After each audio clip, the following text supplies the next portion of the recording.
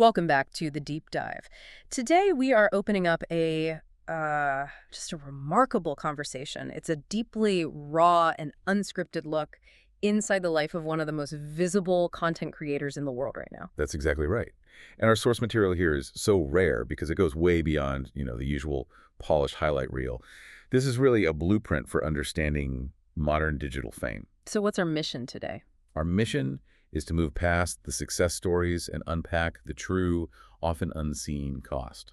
We're talking about the physical and mental toll of content creation and how life just fundamentally shifts when your most personal challenges become, well, public events. Okay, so let's unpack this, starting with the job description itself.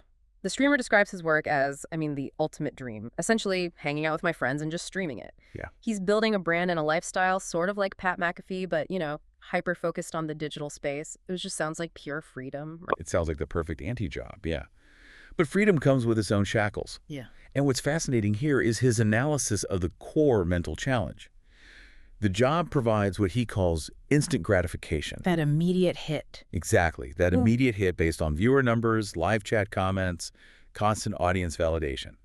But he admits that this feedback loop is psychologically, mentally deteriorating to a certain point.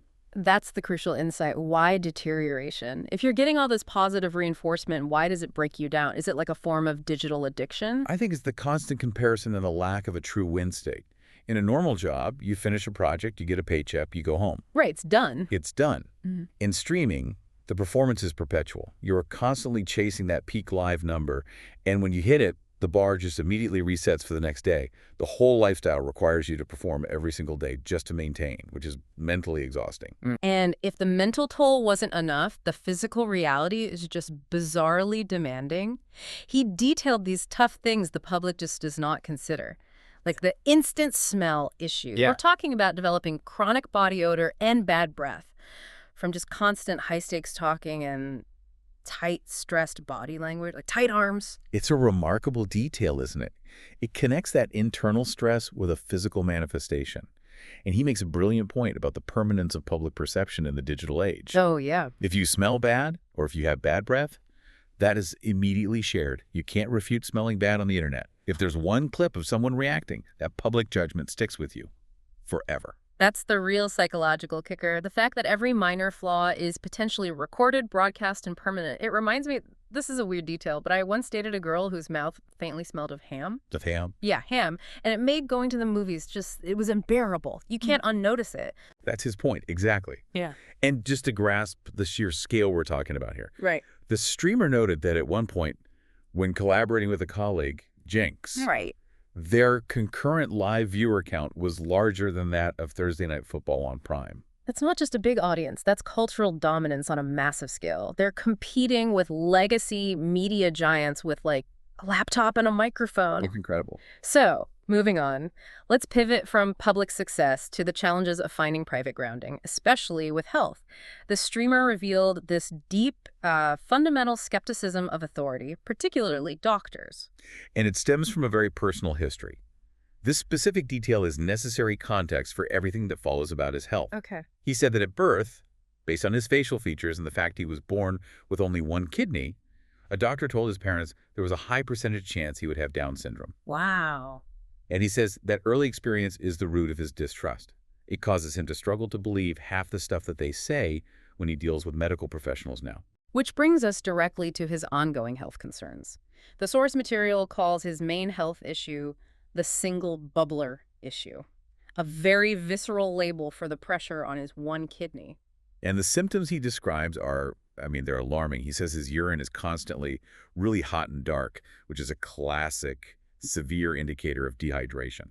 Yeah, and he openly admits he'll just drink alcohol until he gets heartburn instead of focusing on water. It paints a picture of just extreme neglect. The analogy he uses is so powerful. He says his body is like a fish tank with only an inch of water, and the fish are trying to live in there. It's a terrifying image.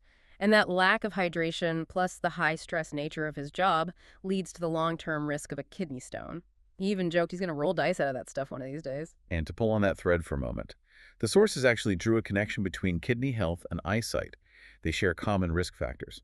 So if you're relying on that one bubbler and your eyesight is already under pressure from screens, dehydration becomes a threat to multiple systems at once.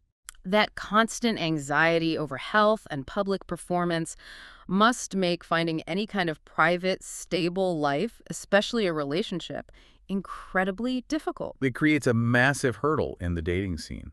He expressed this struggle where he feels his self-worth is totally tied to whether a woman shows interest in him. You know, it just complicates the whole process when you're also traveling constantly. But the dating quest also delivered cure gold.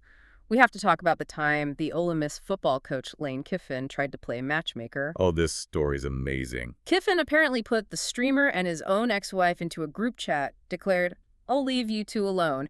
And then, in the source's perfect words, he immediately faded into the bush like Homer Simpson. It's just an insane intersection of college football royalty, public fame, and deeply awkward personal life management. But the good news is he found his current relationship much more organically through a friend.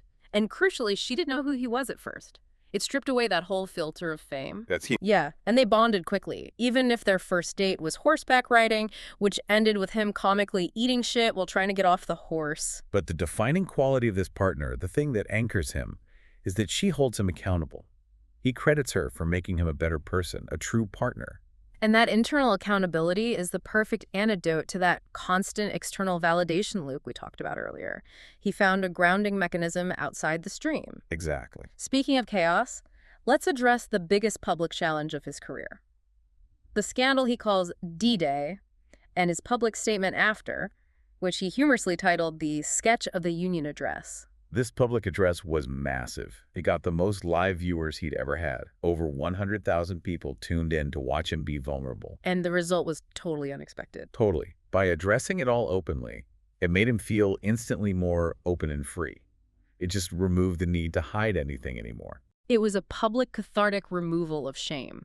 And that high level of exposure carried over to his experience on a Netflix reality show, where the psychological toll was just massive. Oh, that environment was designed to maximize stress. He said he felt schizophrenic or completely disassociated because contestants were cut off from all sense of time and the outside world for 7 straight days. And they compounded that with financial pressure. The food was bad, and any small luxury, like a soda, had to be bought out of the $1 million prize pot. For $5,000 each. $5,000. You're constantly forced to weigh a tiny bit of mental relief against these staggering financial stakes. It's a constant performance for survival.